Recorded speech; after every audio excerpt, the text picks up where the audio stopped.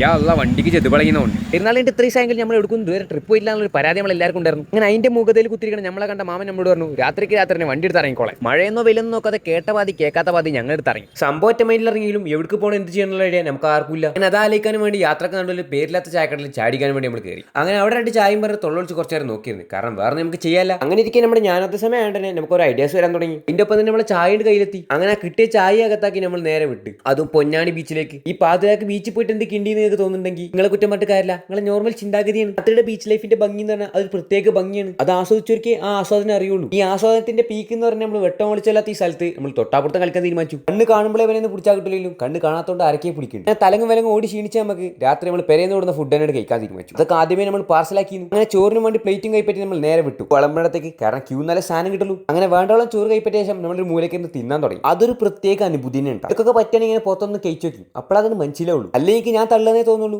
അങ്ങനെ നമ്മൾ അവിടെ സാധനങ്ങളൊക്കെ കഴിഞ്ഞ് പാക്കാക്കി നേരെ നമ്മൾ വണ്ടിക്ക് വിട്ട്. കാരണം നമ്മളെ പരിപാടി കഴിഞ്ഞ് നമ്മൾ നേരെ തിരിച്ച് പെരേ പോവാണ്. ചെരുപ്പിലും പാൻറ്റിലൊക്കെ 2 കിൻഡിൽ മണലുള്ളതുകൊണ്ട് തന്നെ നമ്മൾ നേരെ പേപ്പറിൽ പൊതിഞ്ഞിരിക്കുകയാണ്. അല്ലെങ്കിൽ നാളെ കുത്തിയിരുന്ന് വണ്ടി വെച്ചേക്കേണ്ടി വരും.